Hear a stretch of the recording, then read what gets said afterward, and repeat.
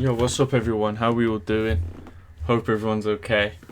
I know this video is a bit late. Obviously I done 2 videos earlier, and then a few of my subscribers, Riley Rogers being one of them, shout out to you, said it was the anniversary of the attack on Pearl Harbor. So I figured today is a better day than any to do a video, around that topic. Yeah, so, man, I've just hit legs at the gym and I'm feeling it. Let's get straight into it. Obviously, my knowledge of Pearl Harbor is pretty good, but I haven't seen this animated series, which I'm about to see, so let's check it out. About the 27-yard line. Kennard made the tackle. We interrupt this broadcast to bring you this important bulletin from the United Press. Flash, Washington. The White House announces Japanese attack on Pearl Harbor. Stay tuned to WOR for further development. Jesus, was 1941, Japan situation. America and other nations have imposed an oil embargo on Japan, which means Japan cannot continue their conquests. No problem, Japan would just get the oil it needs from the Dutch Indies. Their underfunded and undergunned fleet will pose no threat to the Imperial Japanese Navy. And if their ally, Great Britain, joins the conflict, well, Japan will fight them too. Both nations are too occupied with the European war anyways. So, through their new conquests, Japan's demand for resources shall be met. so I'm trying to figure out what part in the war this would be. This is probably about 1940, so they've already signed the tripartite with Italy and Germany. So they've already got allies in Europe, as far as I'm aware at this point in the war. However, geography has cursed them. Look at what lays beside their vital supply lines. The Philippines, a US territory. Although America is not officially allied with the British and the Dutch, they are on friendly terms. Japan cannot afford the risk of the US entering the war while they are in the midst of their campaign. Their proximity to Japan's supply lines puts into jeopardy everything they are about to fight for. Basically, the Americans would be holding a dagger to Japan's throat the entire time they conduct their campaign, ready to commence hostilities at a moment's notice. Thus, they come to the conclusion that they must take out the Americans as well. This calls not only for an invasion of the Philippines, but also a preemptive strike on the powerful American fleet at Pearl Harbor. And so with that, history was set. Japan set its powerful Kido Butai to strike Pearl Harbor on the morning of December 7th. Okay, see, I've never heard that that justification on Japan's reason, on Japan's side, as to why they attacked Pearl Harbor the way they did. I always just thought it was a preemptive strike to take the initiative in an inevitable war.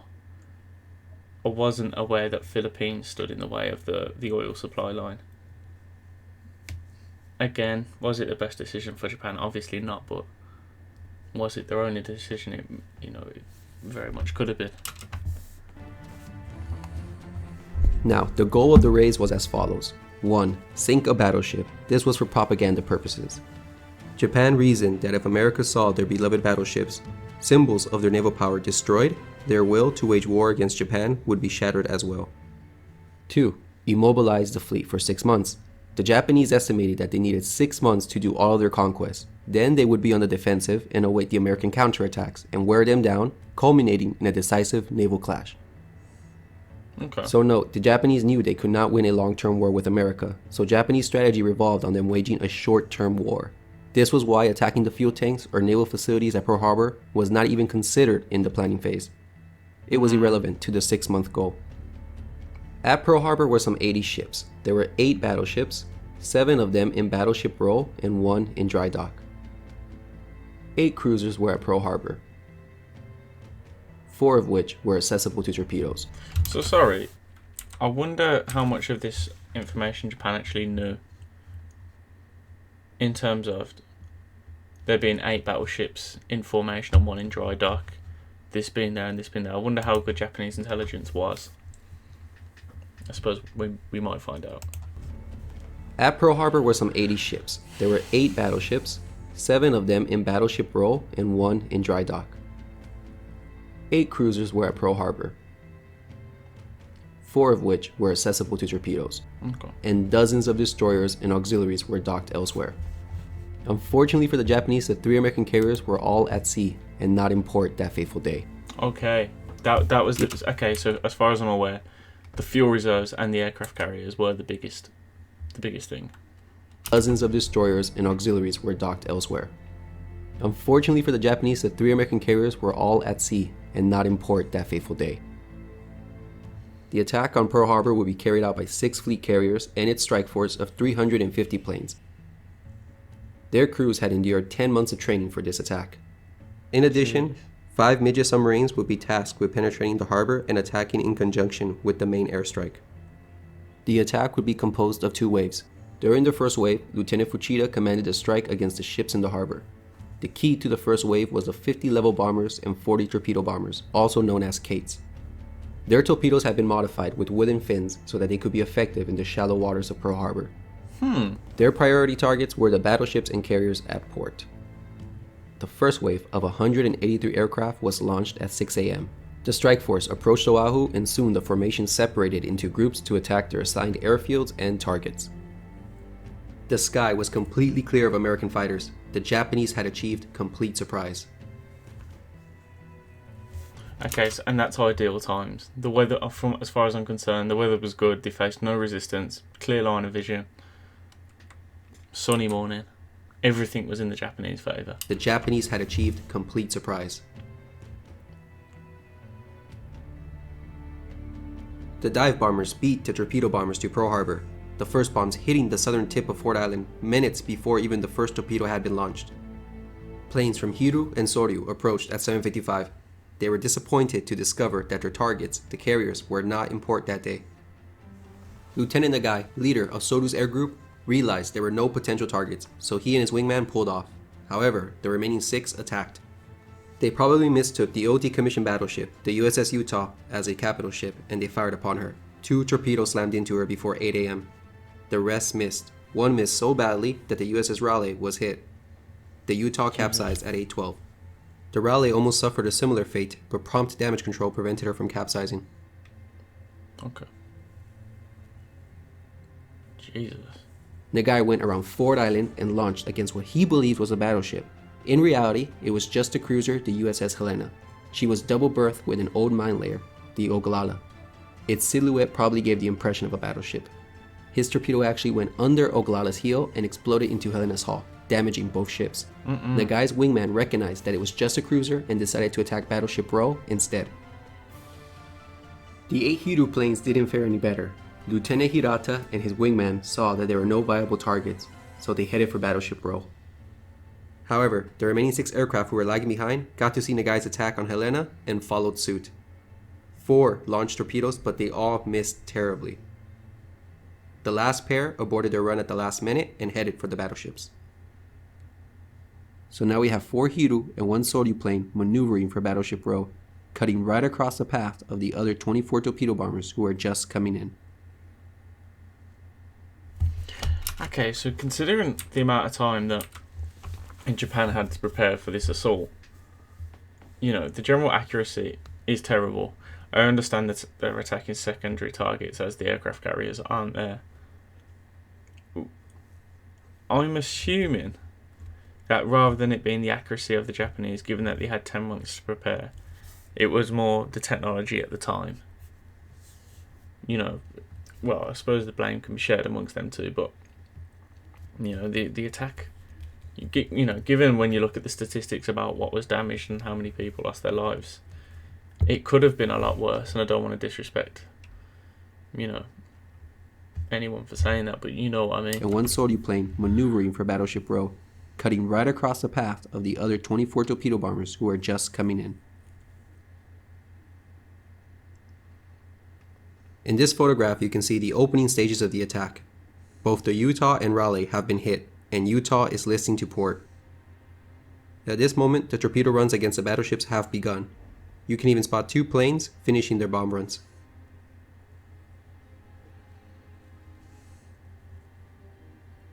Due to the geography of Pearl Harbor, the torpedo bombers really just had one avenue of approach. If they had gone over the naval buildings, the turbulence would have thrown off their accuracy and limited their launch window. Therefore, the overwhelming majority of the Cape bombers flew single file down the southeast lock. The result was that instead of the attack being spread out, it would be disproportionately concentrated on the southern tip of Battleship Row, much to Oklahoma's and West Virginia's despair. 12 Akagi planes approached single file 1,000 feet apart, starting at 7:57. All of Akagi's 12 planes launched against these two battleships, except one, which skillfully maneuvered and struck the California. The 4 Hiryu planes from before joined shortly afterwards and launched against Oklahoma and West Virginia. Contrary to belief, the Japanese were not attacking with impunity. The defenders had taken advantage of the precious minutes warning afforded by the Fort Allen bomb blast, so that when the first torpedo planes of Akagi approached, many anti-aircraft gunners were already prepared. These vulnerable, slow-moving Kates had to make their torpedo runs under fire. 3 miles behind Akagi's strike... Okay, so that isn't well documented at all. The general story is that the Americans were caught unawares and were defenseless the entire time. Not defenseless the entire time, but, the popular story is that the Japanese faced minimal resistance, and while you might still include this as minimal resistance, it still puts into perspective some of, the tenaciousness of the ships in port. Kates had to make their torpedo runs under fire. 3 miles behind Akagi's strike was Kaga's air group. By now, the anti-aircraft fire was becoming more effective, and again, Oklahoma and West Virginia took the brunt of the attack. In the middle of their launch, that single Soryu plane from earlier swept in and got a hit on the California. However, one of Kaga's plane veered to the right because of this, but was able to hit the Nevada at 8:03. Kaga's air group was the only one to suffer losses. 5 of the last 7 attacking Kates were shot down. In this historic photograph, the torpedo attack is perfectly captured. You can see the torpedo hits on the Oklahoma, West Virginia, and the California. All of them are gushing out oil. In the background, you can see Hickam Field burning, and the Helena can be seen leaning against the Oglala. And a Japanese plane can also be spotted. Oh yeah, I didn't see that. However, the attack wasn't executed as smoothly as hoped. An attack that should have taken less than 90 seconds stretched out over 11 minutes from first run to last. Oh. Some had to abort and redo their runs due to mutual interference, and the heavy anti-aircraft fire threw off the pilot's aim and caused them to over-concentrate on just 2 battleships. 21 torpedoes were launched at Oklahoma and West Virginia, over half of the available torpedoes. Oklahoma had 12 torpedoes launched at her. 5 hit her, and she capsized in 15 minutes. West Virginia was hit by 7 torpedoes, but prompt counterflooding prevented her from capsizing, and she settled to the bottom. California should not have sunk from 2 torpedoes, but her hatches were open for inspection that morning, which contributed to her sinking. And she was abandoned due to fires, and when she was reboarded, it was too late. Of the 36 torpedoes launched, only 19 achieved hits. That's a 48% hit rate. That's not great. 10,000 feet above came Fuchida and his high-level bombers. Their mission was to take out the inboard battleships inaccessible to torpedoes. They came in groups of 5. They released their salvos and scored an impressive 20% hit rate. Unfortunately for the Japanese, out of the 10 bomb hits, about 6 were low-order detonations or malfunctions. That is an outrageous 60% dud rate. The Jesus Japanese aviators were Christ. greatly let down by their weaponry. The damage could have been deadlier. However, the distribution was effective. California was missed, but 2 ineffective hits on Maryland were scored. Both West Virginia and the Tennessee were hit twice, and there were 2 additional collateral damage hits on the repair ship Vestal, moored outboard of the Arizona. Vestal suffered severe flooding and had to be beached afterwards. But all of these hits were overshadowed by the 2 hits on the USS Arizona. The first struck her aft on the quarterdeck, and another landed near her number 2 turret. It caused a magazine explosion, which exploded with a great force, and a tremendous fireball was seen. She split in half and sunk in the harbor, taking more than 1,000 sailors with her. Heavy fires burned for days.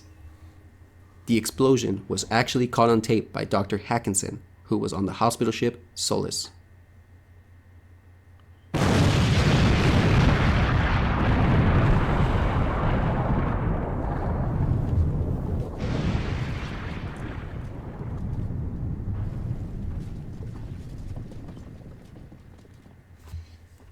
So I'm just going to watch that again, just because, given the date of the video and the fact it's black and white, as frightening as this looks, you could never do it justice on video, even if it was a 4K video.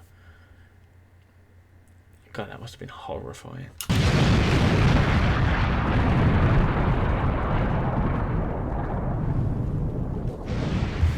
Sorry about this.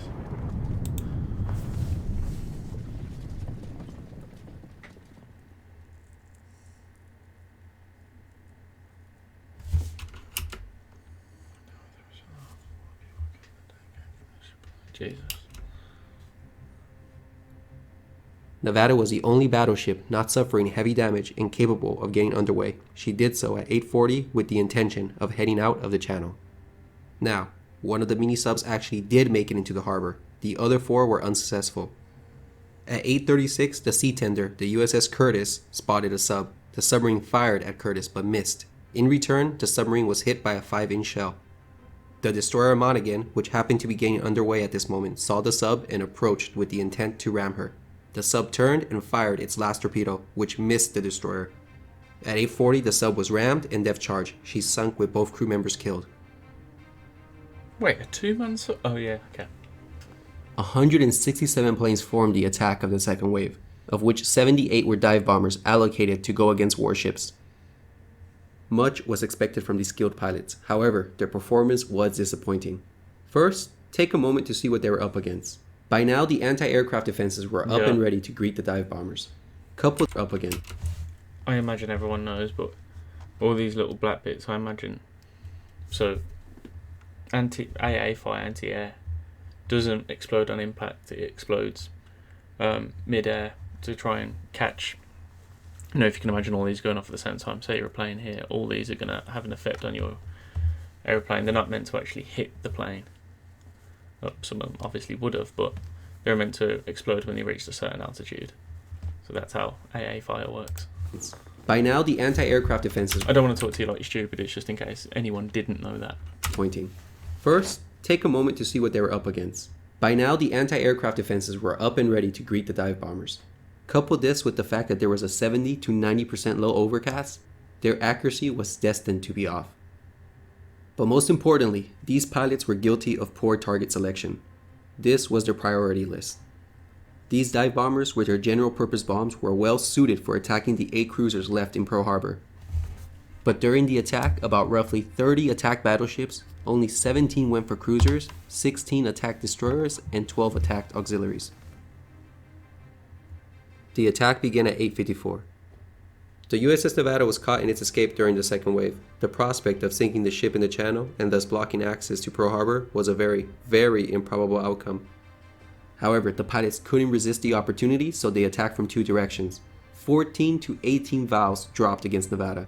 Nevada was hit 5 times by 9 o'clock. And at 9:10, she had to beach herself. This was the shining moment of the second wave. But it deserves to be criticized. Did they contribute to sinking a battleship? Yeah, but it was by the rarest of luck. Nevada succumbed not to Japanese bombs, but to poor material condition, critical design flaws, and a massively significant damage control mistake. And again, it still doesn't make it any wiser. The battleship should have been avoided. The attempt to sink Nevada in the channel was a waste of ordnance that could have been better employed against targets more vulnerable to their effects. 1 to 3 dive bombers went for California, scoring 1 hit. The USS Pennsylvania, the fleet's flagship, the only battleship in dock, was also poorly selected. 9 bombers went after her. She suffered only a single hit at 9:06. The real victims, though, were the 2 destroyers ahead of her, which received collateral damage. 2 hit the Cassin and 1 hit the Downs, heavily damaging both. God, look at the size of the Pennsylvania. That's massive, isn't it? I think you can see... What would that have been? I can't remember what ship it was. Was it the Oklahoma? I'm not too sure.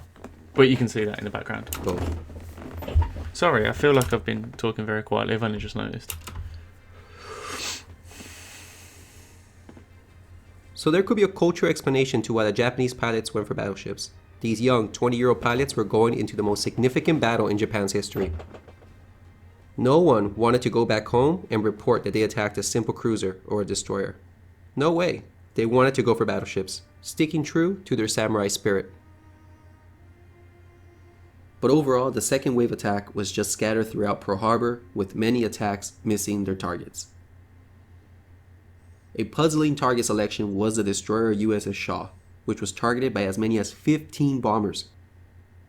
3 bombs hit her, one of which unleashed a tremendous fireball.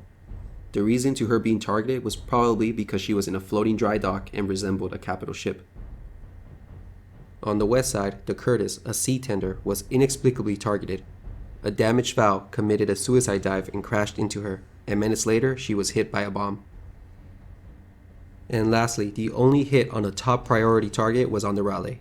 As many as 5 dive bombers went for her, still listing from that torpedo hit. She was hit once at 9:08.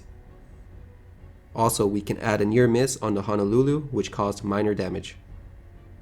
So only 1 hit and 1 damage near miss were achieved on the dive bomber's highest priority targets. Against the 55% accuracy rate achieved during their training, the pilots got only 15 hits. That's a rather disappointing 19% hit rate. That is poor, that is.